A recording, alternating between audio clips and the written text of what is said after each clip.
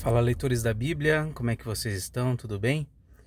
Eu tive que trocar o celular e nesse celular eu ainda não consegui me ambientar adequadamente aí para colocar a câmera, então a leitura de hoje vai ser assim. Hoje a gente vai ler 2 Samuel capítulo 9 e 10. Vamos ler também o Salmo 146, se eu não estou enganado, e também 1 Coríntios 7, tá bom? Vamos orar? Bom Deus e Pai, te agradecemos por tua infinita graça, misericórdia, por tua fidelidade, amor.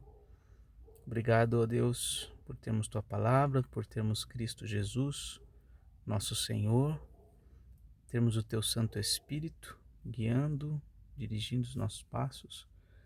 Pedimos a Deus que o Senhor nos abençoe nessa hora que vamos ler e meditar na tua palavra. Pedimos em nome de Jesus. Amém. 2 Samuel 9. Um dia Davi perguntou: será que resta ainda alguém da família de Saul para que eu use de bondade para com ele por causa de Jonatas? Havia um servo na casa de Saul cujo nome era Ziba. Chamaram-no pedindo que viesse falar com Davi. E o rei perguntou: você é Ziba? Ele respondeu: sou eu mesmo, seu servo. Então Davi perguntou: existe mais alguém da família de Saul para que eu use de bondade de Deus para com ele? E Ziba respondeu: ainda existe um filho de Jonatas, aleijado de ambos os pés. Então o rei perguntou: e onde está ele? Ziba respondeu: ele está na casa de Maquir, filho de Amiel, em Lodebar. Então o rei Davi mandou trazê-lo de Lodebar, da casa de Maquir, filho de Amiel. Quando Mefibosete, filho de Jonatas, filho de Saul, chegou diante de Davi, inclinou-se, prostrando-se com o rosto em terra. E Davi disse: Mefibosete. Ele respondeu: aqui estou, às suas ordens. Então Davi lhe disse: não tenha medo, porque serei bondoso com você por causa de Jonatas, seu pai. Vou restituir a você todas as terras de Saul, seu pai, e você comerá sempre à minha mesa. Então Mefibosete se inclinou e disse: quem é este seu servo para que o meu senhor tenha olhado para um cão morto como eu? Então Davi chamou Ziba, servo de Saul, e lhe disse: tudo que pertencia a Saul e a toda a casa dele, eu dei ao neto de seu senhor. Você, seus filhos, seus servos cultivarão a terra para ele e recolherão os frutos, para que a casa de seu senhor tenha o que comer. Porém, Mefibosete, neto de seu senhor, comerá sempre à minha mesa. Ziba tinha 15 filhos e 20 servos. Ziba disse ao rei: farei tudo o que o rei meu senhor ordena a este seu servo. E assim Mefibosete passou a comer à mesa de Davi, com um dos filhos do rei. Mefibosete tinha um filho pequeno, chamado Mica. Todos os que moravam na casa de Ziba eram servos de Mefibosete. Mefibosete morava em Jerusalém, porque comia sempre à mesa do rei. Ele era coxo de ambos os pés. Nós vemos nesse episódio a grandeza de Davi em relação ao seu caráter, né? Enquanto Saul passou um tempão querendo matar ele, de todo jeito querendo prejudicá-lo, Davi se manteve fiel, desde o início até o fim. Se privou de se vingar de Saul, e agora, depois da morte de Saul, ele ainda se preocupa em atender aqueles que eram que se houvesse, né, algum descendente de Saul. Então há uma demonstração de caráter e de fidelidade a toda a prova, né? Ele tinha uma aliança com Jonatas, que era o pai de Mefibosete, um relacionamento de muita amizade, e que se estendeu nesse caso aqui ao filho de Jonatas. Então um episódio muito, interessante. E aqui o capítulo 10. Depois disso morreu o rei dos filhos de Amon, e em seu lugar reinou Anum, o filho dele. Então Davi disse: Serei bondoso com Anum, filho de Naás, assim como o pai dele foi bondoso comigo. E Davi enviou alguns servos para consolar Anum por causa da morte de seu pai. E os servos de Davi chegaram à casa dos filhos de Amon, mas os príncipes dos filhos de Amon disseram a seu senhor Anum: O senhor pensa que foi para honrar o seu pai que Davi mandou esses consoladores? Não teria sido mais para que esses servos enviados por ele conheçam e espionem a cidade para poderem destruí-la? Então Anum pegou os servos de Davi, rapou metade da barba de cada um deles, cortou metade das roupas até a altura das nádegas e os mandou embora. Quando Davi soube disso, enviou mensageiros ao encontro deles porque estavam muito envergonhados. O rei mandou dizer-lhes: Fiquem em Jericó até que a barba de vocês cresça de novo. Depois venham para cá. Quando viram que haviam despertado o ódio de Davi, os filhos de Amon mandaram mensageiros e contrataram 20.000 soldados dos sírios de Bet-Reob e dos sírios de Zobá, 1.000 soldados do rei de Maaca e 12.000 de Tobi. Davi soube disso e enviou contra eles Joabe com todo o exército dos valentes. Os filhos de Amon saíram e se prepararam para a batalha à entrada do portão da cidade, e os sírios de Zobá e Reob e os homens de Tobi e Maaca estavam à parte no campo.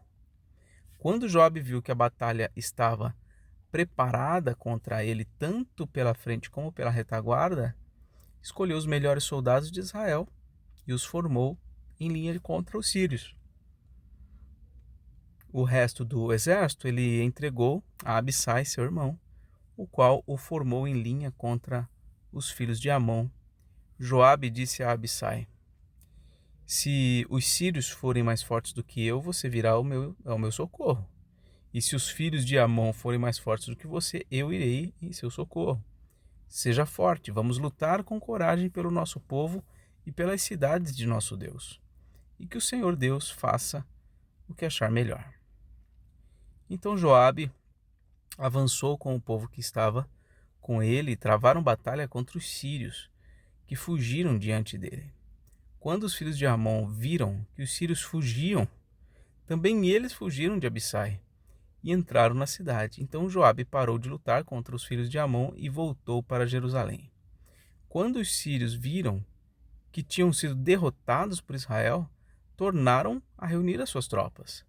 Hadadezer mandou chamar os sírios que estavam do outro lado do rio Eufrates, e eles foram até Elã.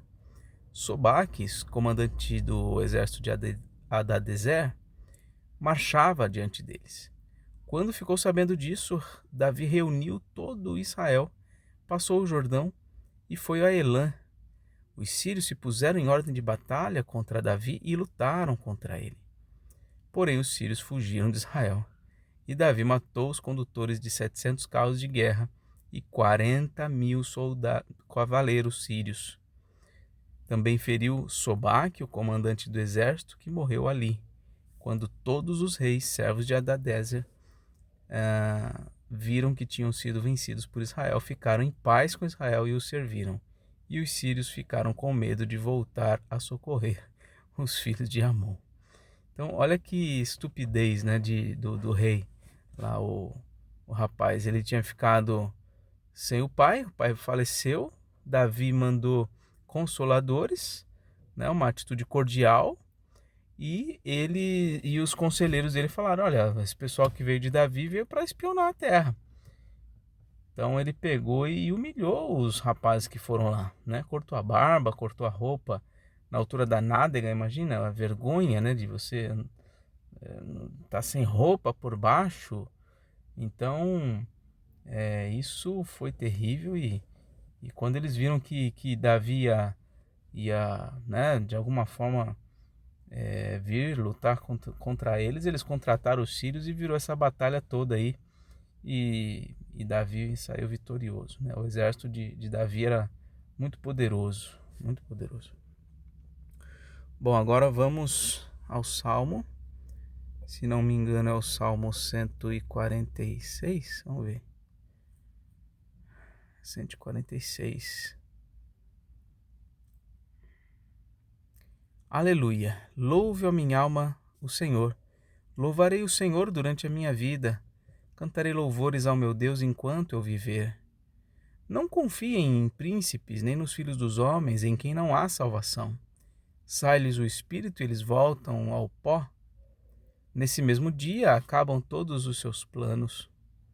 Bem-aventurado aquele que tem o Deus de Jacó por seu auxílio, cuja esperança está no Senhor seu Deus, que fez os céus e a terra, o mar e tudo que neles há, e mantém para sempre a sua fidelidade, que faz justiça aos oprimidos e dá pão aos que têm fome. O Senhor liberta os encarcerados, o Senhor abre os olhos aos cegos, o Senhor levanta os abatidos, o Senhor ama os justos, o Senhor guarda o estrangeiro, ampara o órfão e a viúva, porém transtorna o caminho dos ímpios. O Senhor reina para sempre. O seu Deus, ó Sião, reina de geração em geração. Sim, o Deus de Israel é o Deus verdadeiro, o Deus soberano, o Deus todo-poderoso. Agora, 1 Coríntios, capítulo 7. Quanto ao que vocês me escreveram, é bom que o homem não toque em mulher. Digo que, por causa da imoralidade, cada homem tenha a sua esposa e cada mulher tenha o seu próprio marido. Que o marido conceda à esposa o que lhe é devido, e também de igual modo a esposa ao marido. A esposa não tem poder sobre o seu próprio corpo, e sim o marido. E também, de igual modo, o marido não tem poder sobre o seu próprio corpo, e sim a esposa. Não se privem um do outro, a não ser, talvez, por mútuo consentimento, por algum tempo, para se dedicarem à oração. Depois, retomem a vida conjugal, para que Satanás não tente vocês por não terem domínio próprio. E digo isto como concessão e não como mandamento. Gostaria que todos os homens fossem como eu. No entanto, cada um tem de Deus o seu próprio dom. Eu, na verdade, de um modo, outro de outro. Um de um modo, outro de outro. Bom, Paulo está dizendo o seguinte, que em relação ao casamento é melhor que o homem não tenha uma esposa, né? É melhor que o homem viva sozinho. Ele está defendendo a condição que ele próprio vivia. Mas ele está dizendo que nem todos têm o dom do celibato, né? Então, é importante que, então, nesse caso, o marido tenha a sua esposa, a esposa tenha o seu próprio marido, né? E seja um casal monogâmico. E ele ressalta a importância de que não haja privação de relacionamento, né?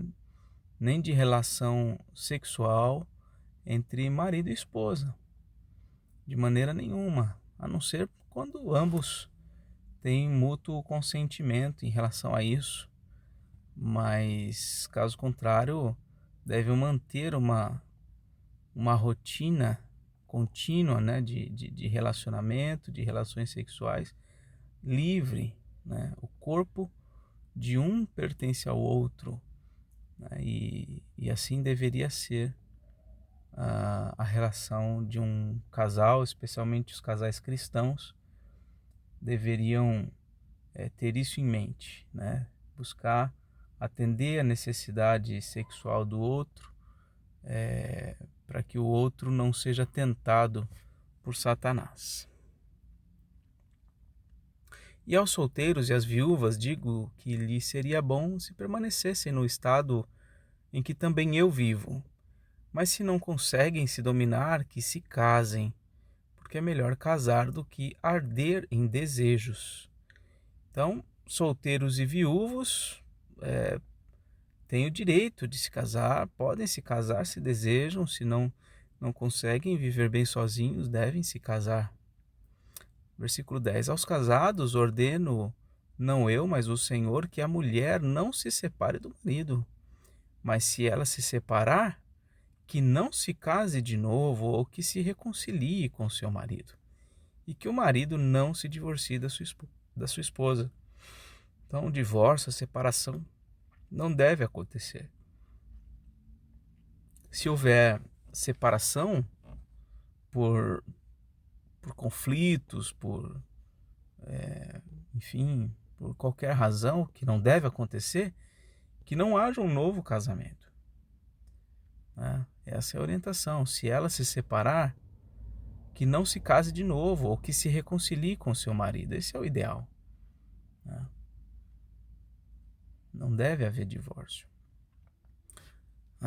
Aos outros, digo eu, não o Senhor. Se algum irmão estiver casado com uma mulher não crente e esta concorda em morar com ele, não se divorcie dela. Ou seja, não é motivo de divórcio essa questão da vida religiosa. Né? Se a pessoa não é um cristão e você é um cristão, você não deve se divorciar dele por conta disso. E se uma mulher estiver casada com um homem não crente e este concorda em viver com ela, que ela não se divorcie do marido, porque o marido não crente é santificado no convívio da esposa, e a esposa não crente é santificada no convívio do marido crente. Se não fosse assim, os filhos de vocês seriam impuros, porém agora são santos. Isso aqui é um trechinho interessante, né? Ele fala que a esposa não cristã, ela é santificada no convívio do marido que é cristão e vice-versa. Ou seja, o poder, né, vamos dizer assim, o poder de influência daquele que é o cristão é muito grande, né? E ele santifica o seu lar, santifica o seu casamento, a ponto dos filhos serem chamados aqui de santos.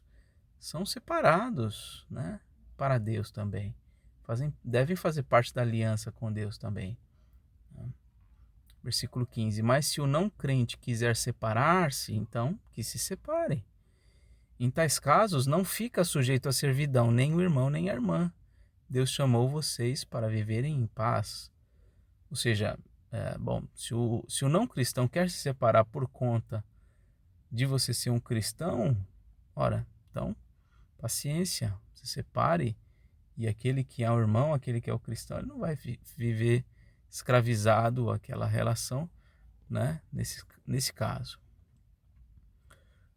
Pois você, ó mulher, como sabe se salvará o seu marido? Ou você, ó marido, como sabe se salvará a sua mulher? Então, há um risco muito grande, né?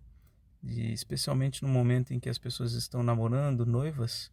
Aliás, o namoro, tal como nós o concebemos, não é nada bíblico, né? Não existe namoro na Bíblia, na minha concepção. Pelo menos não da maneira como hoje se vive essa relação de namoro. Mas o ponto é que muitos hoje, antes de se casar, acabam se relacionando com pessoas que não são cristãs. Crentes que se relacionam com pessoas que não são cristãs. Acreditando que Deus pode fazer uma obra na vida da pessoa, transformar o coração. E de fato ele pode. Mas isso seria tentar o Senhor. Né? Então não é possível saber, né, se vai realmente conseguir salvar o marido ou a esposa. No mais que cada um ande segundo o que o Senhor lhe concedeu, conforme Deus o chamou. É isto que ordena em todas as igrejas. Foi alguém chamado estando circunciso? Não desfaça a circuncisão. Se é circunciso, acabou, está feito.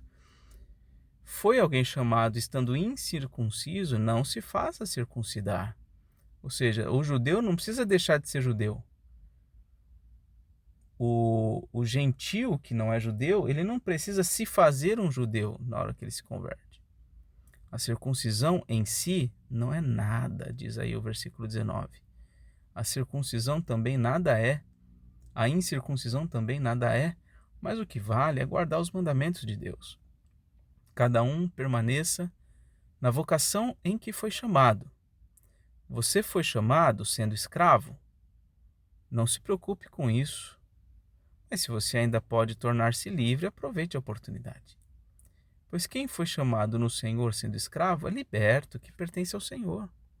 Do mesmo modo, quem foi chamado sendo livre é escravo de Cristo. E vocês foram comprados por preço. Não se tornem escravos de homens. Irmãos, cada um permaneça diante de Deus na condição em que foi chamado. A ideia é a seguinte: você foi convertido estando casado, permaneça casado.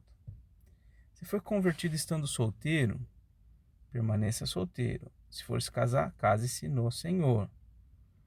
Você foi convertido estando como escravo? Ora, não tente mudar essa realidade. Naquele contexto havia escravidão. Você foi chamado ao Senhor estando livre? Obviamente, você vai continuar livre, mas considere-se um escravo de Cristo. E assim por diante. Hoje a gente poderia aplicar, né? Você foi chamado estando pobre? Não queira ser rico. Você foi chamado sendo rico? Não queira ser pobre. Seja aquilo que você é, aquilo que você foi chamado para ser, sem nenhum constrangimento em relação a ter de mudar a sua condição, né? Com respeito às virgens, não tenho o mandamento do Senhor, mas dou a minha opinião, como alguém que recebeu do Senhor a misericórdia de ser fiel. Por causa da angustiosa situação presente, penso ser bom para o homem permanecer assim como está. Você tem esposa? Não procure separar-se. Você está solteiro? Não procure esposa. Mas se você casar, não estará pecando. E também se a virgem se casar, não estará pecando. Ainda assim, tais pessoas sofrerão angústia na carne e eu gostaria de poupar vocês. Então Paulo está dizendo, olha, o casamento, você quer se casar? Se case, mas o melhor é você não se casar. Por quê? Ele diz, ó, versículo 29, mas isto digo, irmãos, o tempo se abrevia. Por isso, de agora em diante, não só os casados sejam como se não fossem casados, mas também os que choram como se não chorassem, os que se alegram como se não se alegrassem, os que compram como se nada possuíssem, e os que se utilizam deste mundo como se não fizessem uso dele, porque a aparência deste mundo passa. Ele está dizendo, olha, as coisas vão acabar, as coisas vão finalizar. O casamento, para quem tem condições de permanecer solteiro, né, vai acabar sendo um empecilho, um obstáculo ao desenvolvimento do ministério, da caminhada cristã. Ele continua justificando, dando razões para esse pensamento aqui no versículo 32. O que eu realmente quero é que vocês fiquem livres de preocupações. Quem não é casado cuida das coisas do Senhor, de como agradar o Senhor. Mas o que se casou cuida das coisas do mundo, de como agradar a esposa. E assim está dividido. Então, realmente, o casamento acaba dividindo o nosso coração. A gente tem que cuidar da casa, cuidar da família, cuidar da esposa. Então, acaba sendo uma divisão, né, de prioridades. Também a mulher, tanto a viúva como a virgem, cuida das coisas do Senhor para ser santa, assim como no corpo como no espírito. Mas a mulher casada se preocupa com as coisas do mundo, de como agradar ao marido. Digo isto para o próprio bem de vocês, não para impor limitações, mas tendo em vista o que é decente para que vocês possam se consagrar ao Senhor sem distração alguma. Mas se alguém julga que trata de modo impróprio a sua virgem, se ela tiver passado a flor da idade e se as circunstâncias o exigem, faça o que quiser. Não peca. Que casem. Contudo, aquele que está firme em seu coração e não se sente obrigado, mas tem domínio sobre a sua própria vontade e resolveu em seu coração conservar virgem a jovem, fará bem. Por isso, quem casa com a sua virgem faz bem. Quem não casa faz melhor. Ele está falando aqui realmente do pai que tem uma filha virgem, né?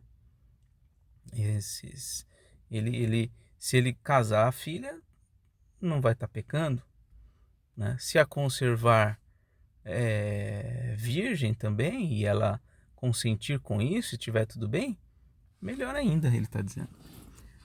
a mulher está ligada ao seu marido enquanto ele viver. E aqui ele está falando da importância da importância não, da perenidade do casamento, né? A mulher está ligada ao marido enquanto ele viver. Mas se o marido morrer, ela fica livre para casar com quem quiser. Mas, olha aí o detalhe, somente no Senhor. Sei que a grande maioria do pessoal que acompanha essa leitura, né, são irmãs. E a minha impressão é que existem mais viúvas do que viúvos. Não sei porquê, mas essa é a minha impressão. Posso estar errado, sei lá.